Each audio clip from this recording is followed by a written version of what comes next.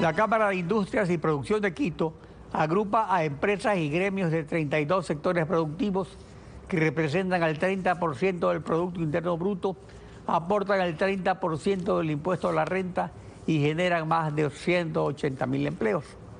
Pablo Zambrano fue elegido presidente ejecutivo de la Cámara de Industrias y Producción para el periodo 2018-2020, a raíz de que Richard Martínez dejó la presidencia y asumió el Ministerio de Economía.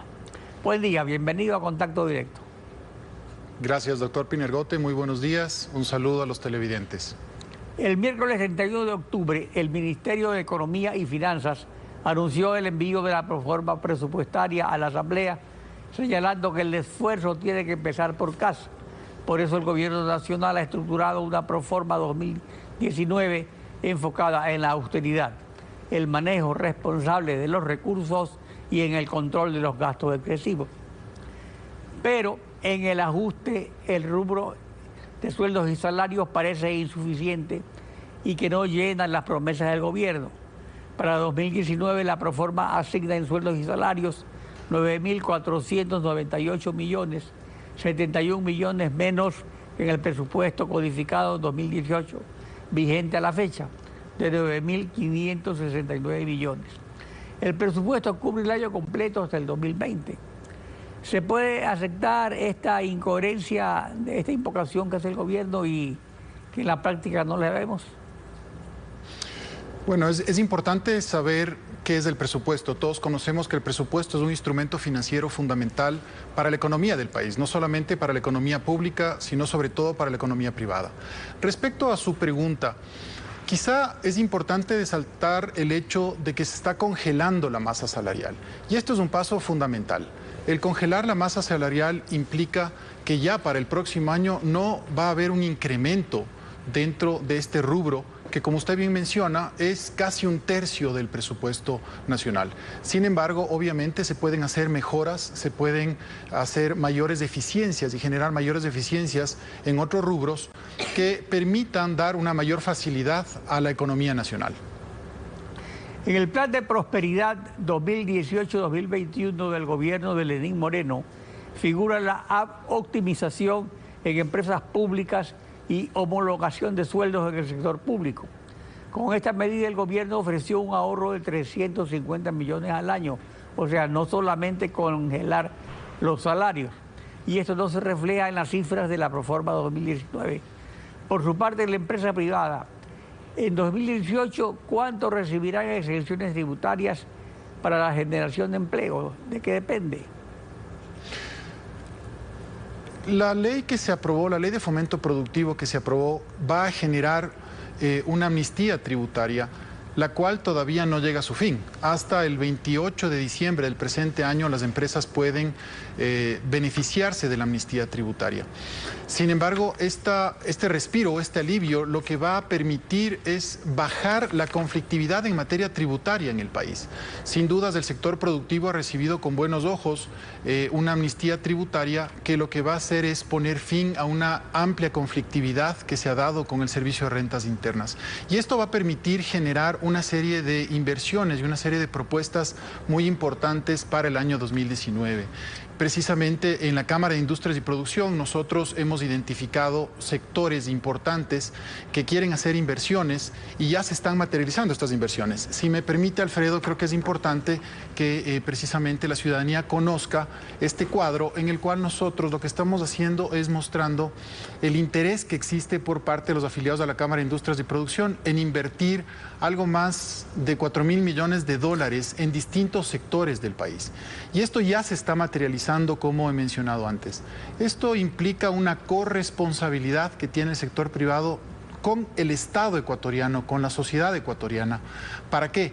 Para impulsar precisamente las ideas que se han plasmado, que se van plasmando dentro del presupuesto, de salir de este tema del socialismo del siglo XXI, que ha sido una entelequia, que ha sido un populismo cargado, como usted lo mencionó al inicio, de corrupción, de serios indicios de corrupción. Y entonces el sector privado ecuatoriano está dispuesto a que esos beneficios que se han dado con la ley de fomento productivo se vean ya reflejados y materializados con inversiones en el año 2019. Respecto a recaudaciones del SRI, se espera recaudar 15.223 millones, 160 millones más que en el presupuesto codificado 2018, de 15.063 millones de dólares.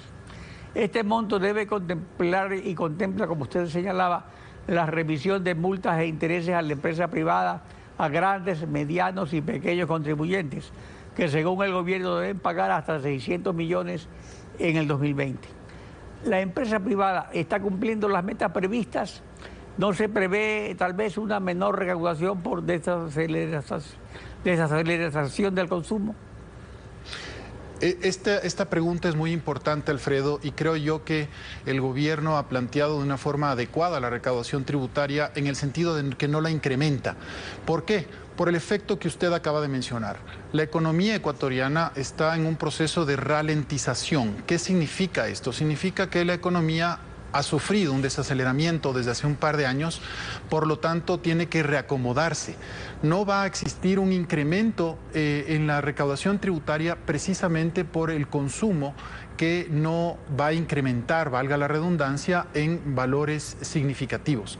Entonces, desde el punto de vista del sector privado, consideramos que es importante que se mantenga una cifra adecuada, similar a la del año 2018, en lo que tiene que ver con recaudación tributaria, puesto que eso implica que no van a existir reformas tributarias como ocurrió ya en la década anterior, en la cual tuvimos más de 14 reformas tributarias que pasaron por la Asamblea Nacional, generando una gran incertidumbre a los inversionistas nacionales y extranjeros. Sueldos y salarios, subsidios y servicios de la deuda son el destino del dinero de los contribuyentes. Continuarán aumentando en la proforma 2019. El gobierno asigna a gastos financieros o servicios de la deuda 3.365 millones, que representan un aumento de 1.074 millones sobre el presupuesto codificado 2018, vigente a la fecha, que llega a 2.291 millones. ¿Cómo influye este panorama de endeudamiento público permanente en el ambiente para las nuevas inversiones? Bueno, sin duda toda cuenta tiene que ser pagada. Todo crédito que fue adquirido debe ser pagado y el Estado ecuatoriano tiene que honrar precisamente esos créditos.